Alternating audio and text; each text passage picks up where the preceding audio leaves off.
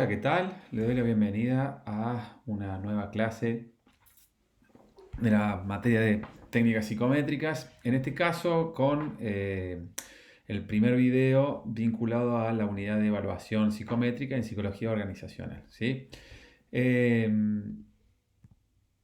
bueno, ¿qué es lo que se evalúa en psicología organizacional? ¿Cuáles son las pruebas que habitualmente más se utilizan y con qué propósito? En general, se podría decir en un esfuerzo didáctico de resumir para qué se utilizan test psicométricos en el ámbito de la psicología organizacional, se podría decir que hay como dos grandes usos, ¿sí? Por un lado, están el uso de pruebas psicométricas con fines de selección de personal, ¿sí? Entonces, cuando por ahí una organización quiere elegir el perfil más adecuado para determinado puesto, en general es común que en ese proceso de selección de personal se utilicen test psicométricos, ¿sí? Y también un uso muy común es cuando se quieren evaluar aspectos más vinculados eh, a lo que es la gestión en la parte de recursos humanos de una organización, ¿sí?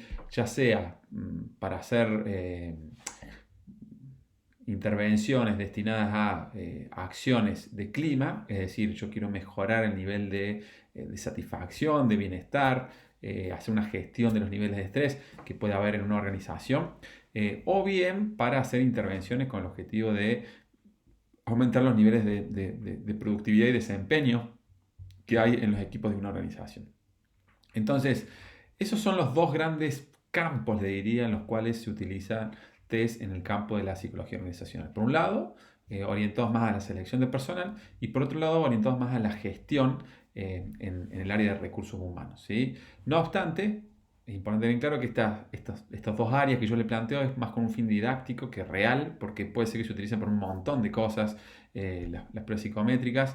Hay veces que se utilizan para lo que es evaluación en lo que son planes de desarrollo, ¿sí? En lo que es evaluación del talento, en lo que es gestión de equipos de alto rendimiento. Bueno, hay muchos ámbitos, pero sobre todo el foco que es más común tiene que ver con esto, selección de personal y lo que es la gestión, sobre todo orientada a lo que es la parte de clima y salud en salud mental en una organización, ¿sí?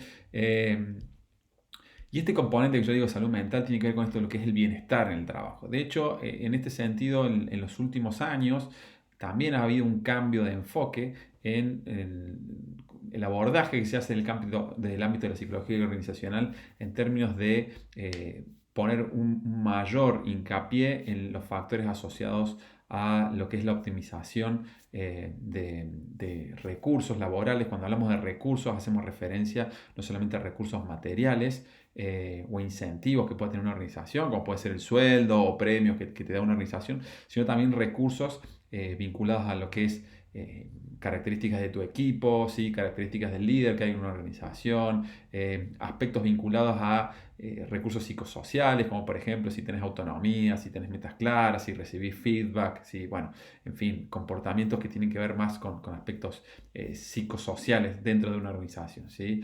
Y en general este mayor foco en la parte del bienestar, que es uno de los usos que se hace de los test psicométricos en el campo de la psicología organizacional, tiene que ver también ¿por qué? Porque se ha observado que la mejor inversión que puede hacer una organización en cuanto para lograr un crecimiento está orientado a los recursos humanos y sobre todo a lo que es el bienestar. ¿Por qué? Porque cuanto mayor bienestar tienen los trabajadores, se ha observado que no solamente eso es positivo para los propios trabajadores, ¿sí? Sino que además también es positivo para la organización en términos de productividad, porque cuando las personas se sienten bien, son más productivas, hacen más actividades extra rol, son más optimistas, confían más en sus propias capacidades y en la del equipo, generan un mejor clima de trabajo. Y por este motivo es que en muchos países incluso se está empezando a legislar y a pedir a las organizaciones de que tengan un rol proactivo en lo que es la promoción del bienestar psicológico de los trabajadores, ¿sí? Entonces, por este motivo también es que en los últimos años se han desarrollado muchos instrumentos que apuntan no solamente a evaluar aspectos asociados al malestar psicológico, como por ejemplo si una persona tiene riesgo de experimentar estrés crónico, ¿sí? sino también aspectos más positivos.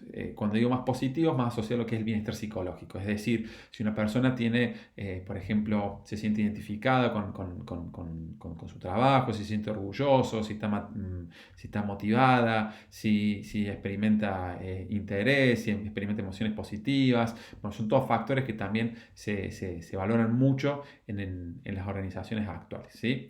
Entonces, en este video en particular nos vamos a centrar no tanto en la parte de selección, sino en este otro componente, en aspectos o instrumentos que se utilizan mucho para lo que es la gestión del bienestar en una organización, ¿sí? Y para eso hay dos variables que son críticas, el burnout y el engagement, ¿sí? Son dos conceptos que son como cruciales.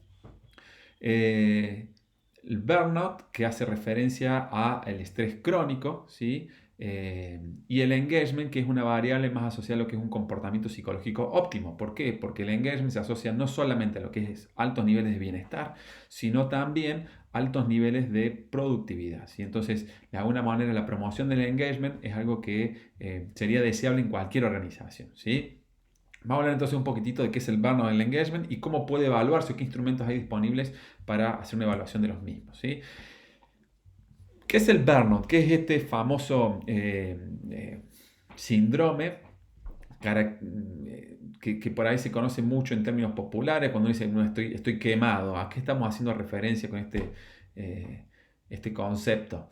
Bueno, el burnout hace referencia a un cuadro de estrés crónico, ¿sí? Acá es muy importante entender que el estrés no es malo, ¿sí? Está bien que vos de vez en cuando estés estresado, está bien que haya semanas donde tengas mayores demandas que otras, ¿sí?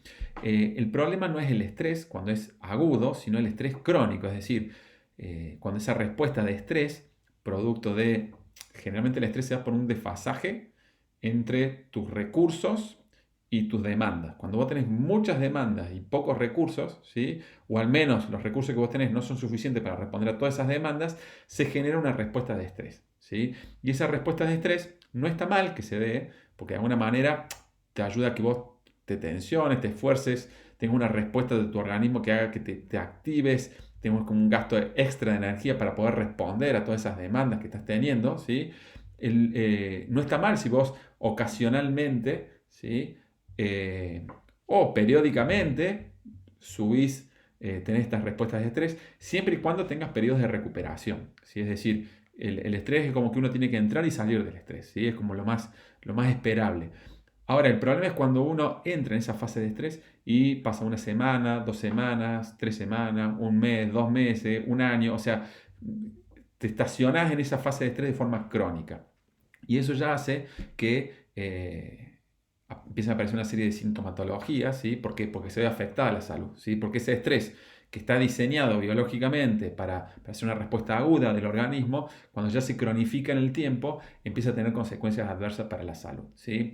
Entonces el burnout hace referencia a ese cuadro de estrés crónico y que entre los principales síntomas aparecen dos, ¿sí? Uno son los síntomas de agotamiento, producto de estar sobreexigido de forma prolongada en el tiempo y no tener periodos de recuperación.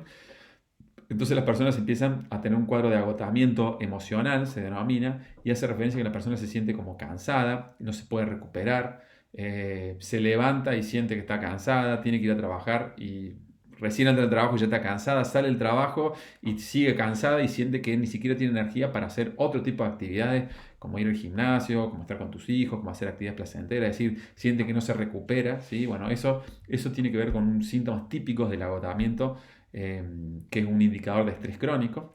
Y el otro componente muy común del burnout, que es una de las dimensiones corazón del burnout, es el cinismo. Y el cinismo está asociado a que cuando la persona está en un cuadro de estrés crónico, empieza a sentir como que cada vez le cuesta más experimentar emociones positivas en su trabajo, cada vez le cuesta más sentirse identificado con el trabajo que está haciendo, le empieza a dar lo mismo si lo hace bien o lo hace mal.